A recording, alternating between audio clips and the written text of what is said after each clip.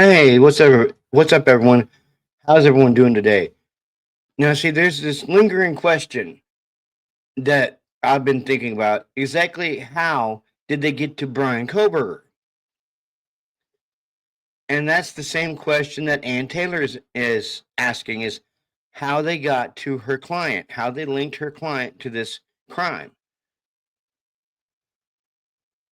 We know, for one, on August 21st, 2022, there was the traffic stop there in Moscow,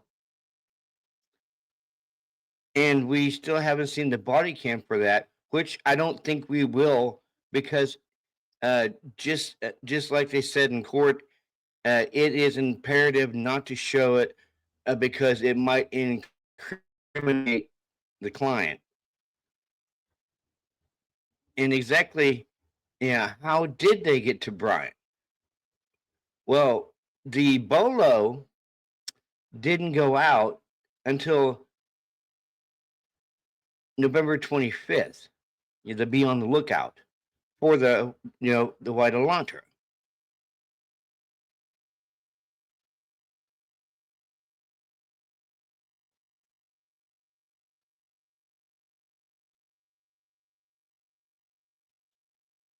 But that still doesn't explain exactly how they zeroed in on Brian, unless it's because of the August 21st traffic stop, which Brian gave the officer his phone number.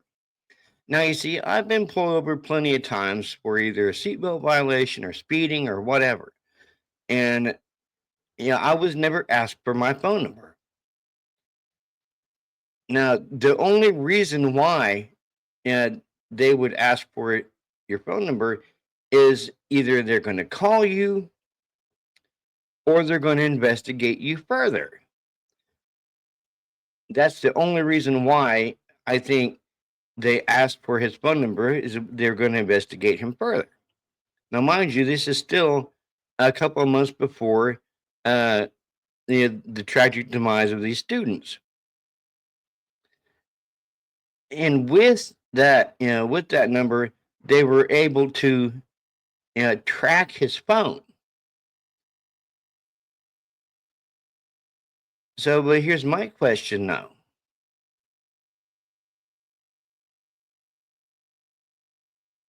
Why these two separate officers,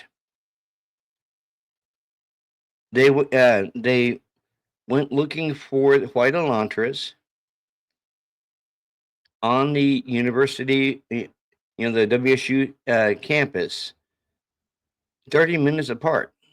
You had one who queried white Elantras, and they found one that came back to Bryan, and it was registered still in Pennsylvania. And then 30 minutes later, you had the second WSU officer who went out driving around looking for white Elantras, came across Bryan's. Of course, this time around, it had a Washington tag, because he went ahead and switched over to Washington from Pennsylvania because his Pennsylvania tag was about to expire. You see, even before that, you had the MPD on a mad scramble to find the suspect, because, mind you, had been a month, and it was a mad dash to find the suspect.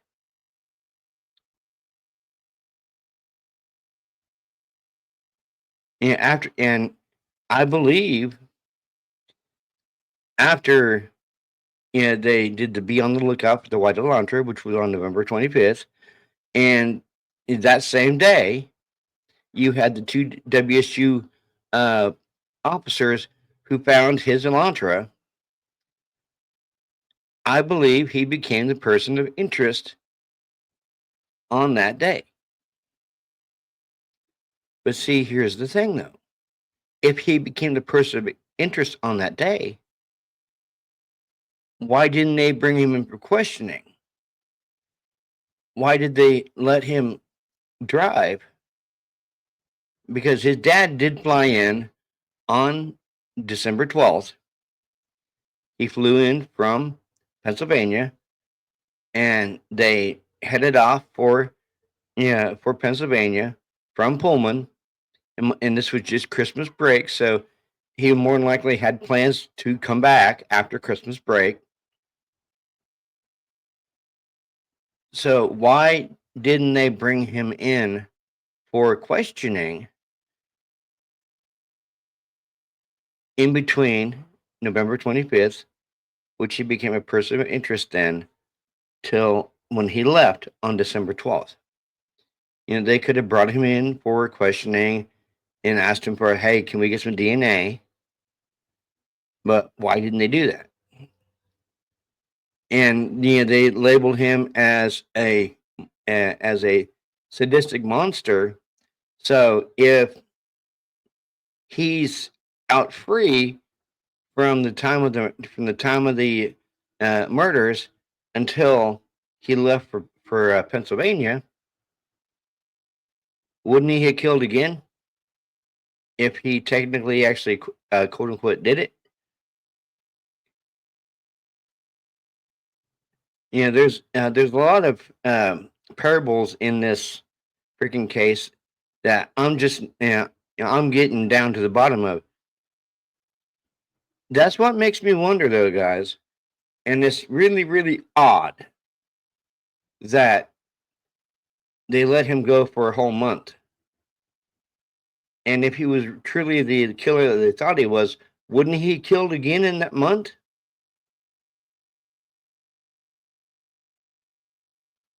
I think he would have.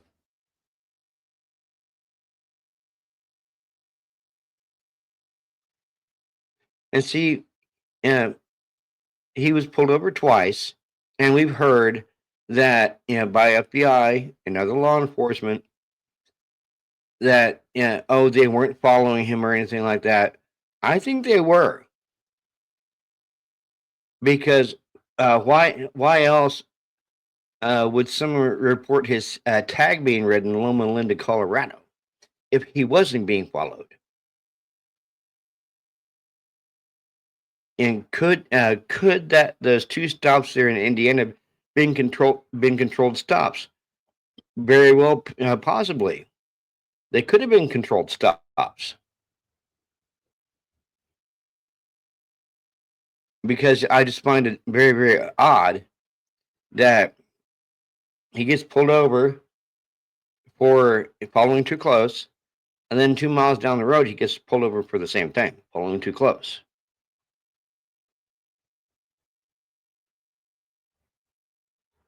And they had numerous times to take him when he was out and about, when he was in Pennsylvania. And I'm just curious why they would follow him all the way across country just to get trash from his dad's, when for that month that he was running around free, they could have brought him in and got DNA from him. And it took 6 weeks to get his DNA. From the touch DNA on the knife sheath. It took 6 weeks for his his IgG to come back, but it only took 48 hours for his dad's IgG to come back, which is really, really weird. Why did it take so long for his and not that long for his dad's? And where I have another problem with, guys, is on December 30th in the pre-dawn hours, law enforcement raided his parents' home like they were raiding the house of a big-time drug dealer.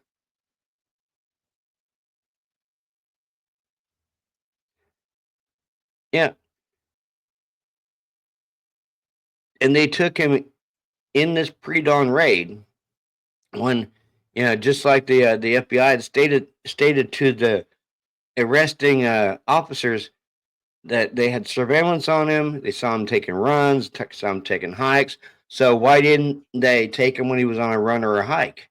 Or why didn't they take him when he was getting his oil changed in his car?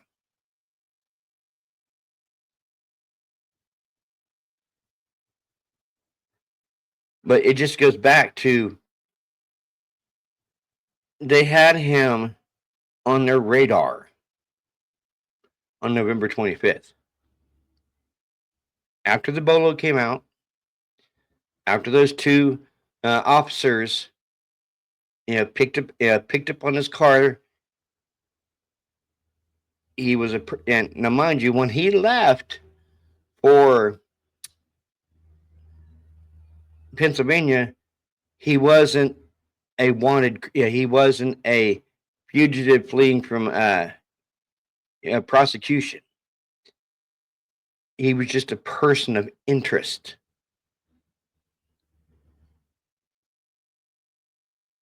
And with him being a person of interest, why raid his parents' house like you're raiding the house of a big time drug dealer in Colombia?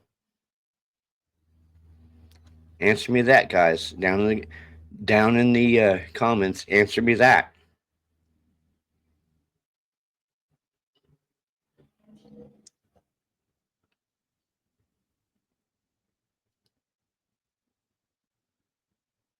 I really like to know that. But see, there's another thing.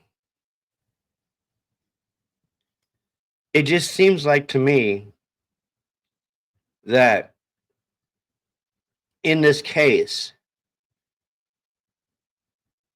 they took the long way around. As part of not bringing him in between November 25th and December 12th, following him all the way to Pennsylvania just to get his dad's DNA out of a trash can. It just feels like they took either the long way around or the wrong way around. And it makes me feel like that vandal alert was just a waste.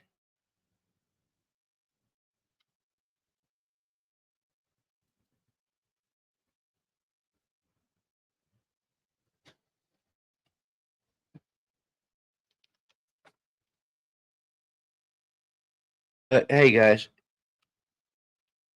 if you like this video and you like my content, please hit the like button, and it would do me a great honor if you do like my content, subscribing to this channel.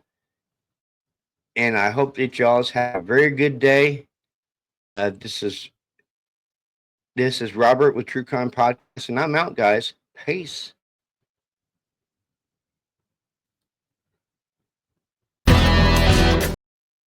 Well, wrong one.